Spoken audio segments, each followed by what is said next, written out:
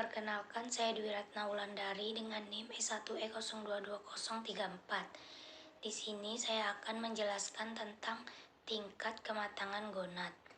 Tingkat kematangan gonad merupakan pengelompokan kematangan gonad ikan berdasarkan perubahan-perubahan yang terjadi pada gonad. Kematangan gonad ikan pada umumnya adalah tahapan pada saat perkembangan gonad sebelum memijah.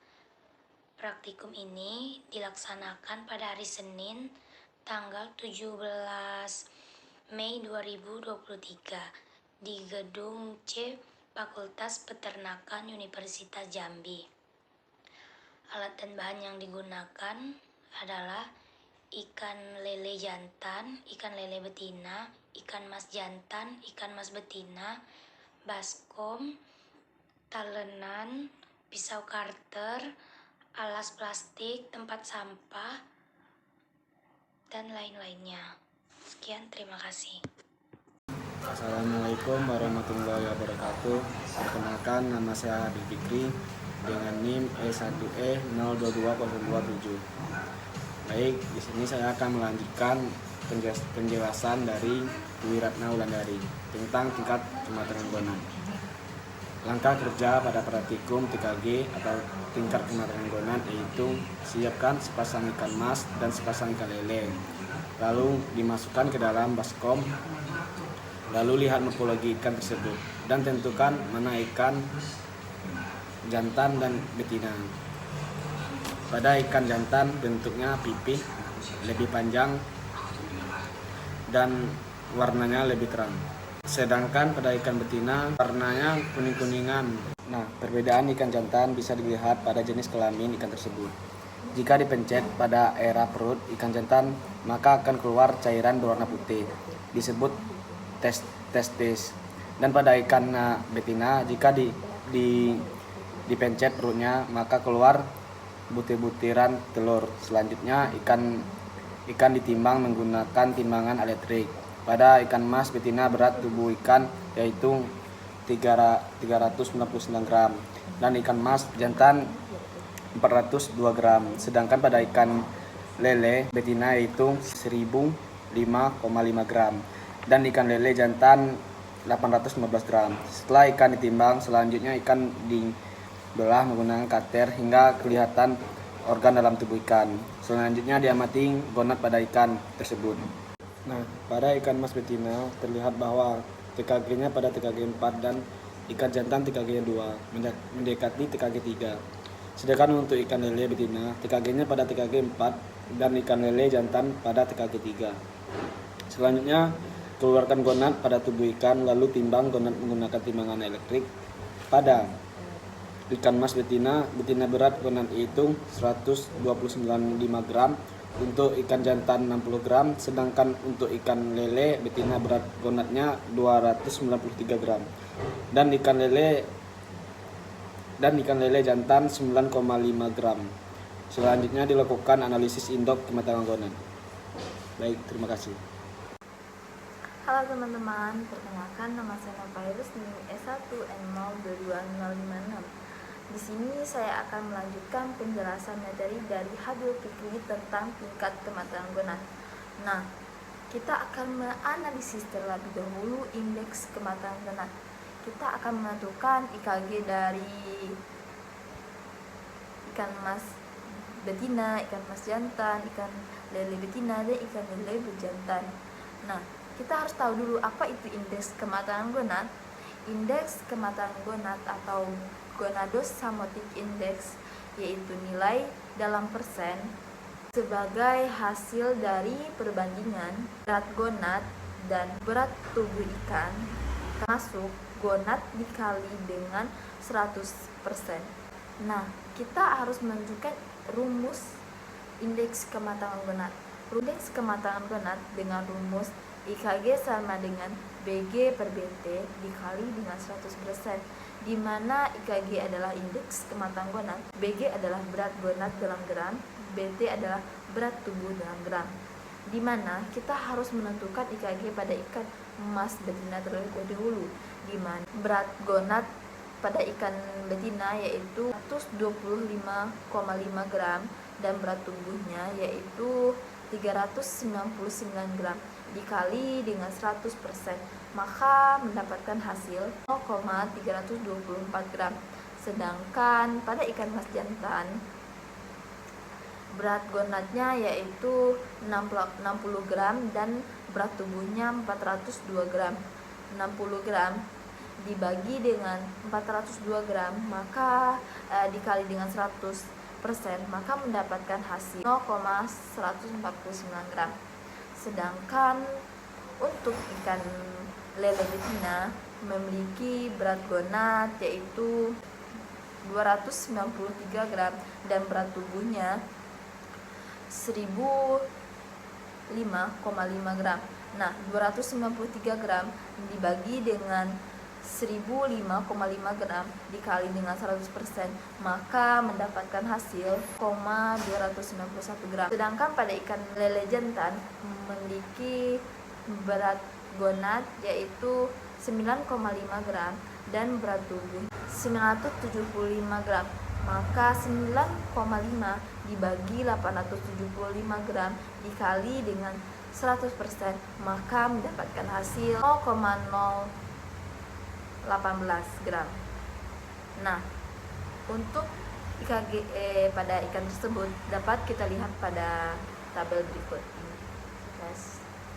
Sekian dari saya. Wassalamualaikum warahmatullahi wabarakatuh. Selanjutnya materi tentang fekunditas akan dijelaskan oleh teman kami. Perkenalkan, nama saya Dr. Rigan dengan NIM E1E022051. Di sini saya akan menjelaskan tentang fekunditas dan metode pada praktikum fekunditas. Fekunditas adalah jumlah telur pada tingkat kematangan terakhir yang terlihat dalam akuarium sebelum berlangsung pemijahan. Adapun metode yang digunakan pada praktikum fekunditas adalah jumlah, yaitu menghitung satu persatu jumlah telur. Pada ikan mas gonad, pada telur ikan mas terdapat 684 buah dan untuk ikan lele terdapat 1351 buah telur. Assalamualaikum warahmatullahi wabarakatuh. Perkenalkan, nama saya Muhammad Yahya Alwi Firmansyah dengan NIM E1E022038. Baik, di sini saya akan sedikit menjelaskan tentang fekunditas. Fekunditas atau kematangan telur pada ovari yang akan dikeluarkan pada saat pemijahan. Fekunditas dipengaruhi oleh beberapa faktor, yaitu umur ikan, panjang ikan, bobot ikan, dan spesies ikan tersebut. Pengamatan fekunditas bermanfaat untuk mengetahui dan memprediksi stok ikan di suatu perairan. Ada beberapa metode yang dalam pengamatan fekunditas, yaitu metode jumlah dilakukan dengan cara menghitung semua telur satu persatu atau dikenal pula sebagai sensus lengkap. Metode volumetrik dilaksanakan dengan mengukur volume seluruh telur dengan teknik pemindahan air. Metode gravimetrik atau metode berat dikerjakan seperti metode volumetrik, tetapi pengukuran volume diganti dengan pengukuran berat. Gabungan gravimetrik, volumetrik, dan hitungan. Ada kalanya telur yang akan dihitung itu butirannya sangat kecil, sehingga dengan cara gravimetrik masih mendapatkan kesukaran terutama dalam menghitung jumlah telur. Dalam contoh yang sedikit itu masih terlalu banyak sehingga dapat menyita banyak waktu mengatasi. Itu maka digunakan cara campuran ini. Baik, mungkin itu saja yang bisa saya jelaskan. Kurang lebihnya saya mohon maaf. Saya akhiri. Wassalamualaikum warahmatullahi wabarakatuh. Perkenalkan, nama saya Clara Lestari dengan NIM E1E022101 dari kelas PSPC. Nah, di sini saya akan membahas beberapa mengenai pertumbuhan ikan yang telah kami praktikumkan, di mana kami mengamati pola pertumbuhan yang ada pada ikan seluang.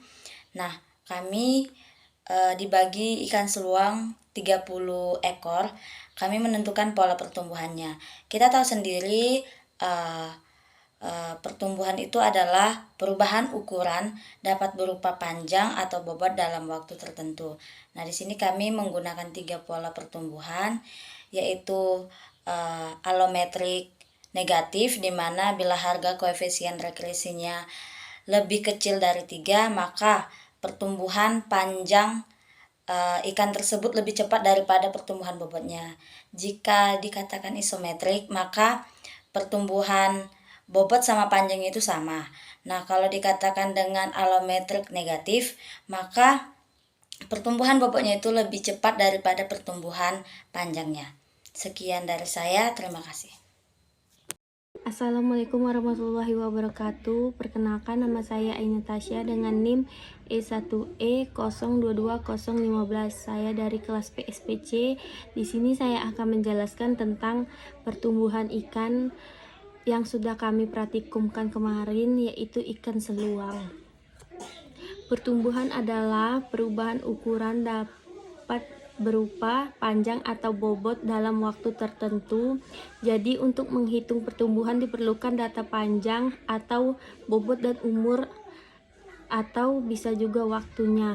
Bila dilihat dari hubungan panjang dan bobot tubuh ikan ini, maka pola pertumbuhannya ikan dapat dibagi atas 3 pola pertumbuhan, yaitu alometrik negatif, isometrik, dan alometrik positif. Yang dimaksud dengan alometrik negatif ini yaitu apabila regresinya lebih kurang dari 3, maka disebut alometrik negatif, dan apabila regresinya sama dengan 3 itu disebut isometrik, dan kalau regresinya lebih besar dari 3 itu baru disebut alometrik positif. Kami kemarin mendapatkan isometriknya cuman 9 buah ikan seluang yang regresinya sama dengan 3. Nah, selebihnya kami mendapatkan isometrik negatif, yaitu regresinya lebih kurang dari 3. Yang selebihnya kami tidak mendapatkan isometrik positif yang lebih besar dari 3. Di sini faktor yang mempengaruhi pertumbuhan ikan yaitu ada 2 faktor. Yang pertama faktor internal dan yang kedua faktor eksternal. Faktor internal ini yang meliputi genetik dan kondisi fisiologis ikan tersebut, dan faktor eksternalnya yang berhubungan dengan lingkungan. Itu saja yang bisa saya dapat jelaskan, lebih dan kurangnya saya mohon maaf. Wabillahi taufiq wal hidayah. Wassalamualaikum warahmatullahi wabarakatuh. Halo, perkenalkan saya Natazia Sinaga dengan NIM E1E022030 dari kelompok 3. Di sini saya akan menjelaskan tentang faktor yang mempengaruhi pertumbuhan ikan. Pertumbuhan ikan dipengaruhi oleh 2 faktor, yaitu faktor internal yang meliputi genetik dan kondisi fisiologis ikan, serta faktor eksternal yang berhubungan dengan lingkungan. Faktor eksternal yaitu komposisi, kualitas kimia dan fisika air, bahan buangan metabolik, ketersediaan pangan, dan penyakit. 1. Kualitas air untuk pembesaran ikan. Menurut MC Gauhey, beberapa aspek yang harus diperhatikan dalam pengelolaan kualitas air adalah: yang pertama, tingkat pemanfaatan dari penggunaan air. Yang kedua, faktor kualitas alami sebelum dimanfaatkan. Yang ketiga, faktor yang menyebabkan kualitas air bervariasi. Yang keempat, perubahan kualitas air secara alami. Faktor yang kedua adalah ketersediaan pangan. Kualitas dan kuantitas pangan sangat penting dalam budidaya ikan. Karena hanya dengan pangan yang baik, ikan dapat bertumbuh dan berkembang dengan dergan yang kita inginkan. Dan yang terakhir adalah serangan penyakit. Penyakit adalah terganggunya kesehatan ikan yang diakibatkan oleh berbagai sebab yang dapat mematikan ikan. Secara garis besar, penyakit yang menyerang ikan dapat dikelompokkan menjadi 2, yaitu penyakit infeksi dan non-infeksi.